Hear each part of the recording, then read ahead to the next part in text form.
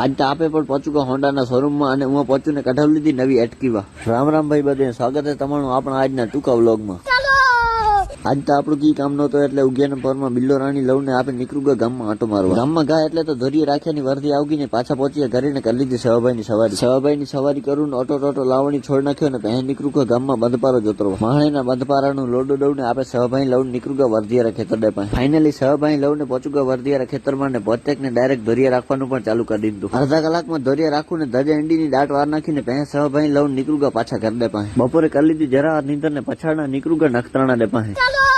નખત્રાણે આપણે નવી એક્ટિવા લેવા જવાનું એટલે બોલેરામાં સવારી કરું ને ડાયરેક્ટ નીકળું ગયા નખત્રાણા ડે પાસે.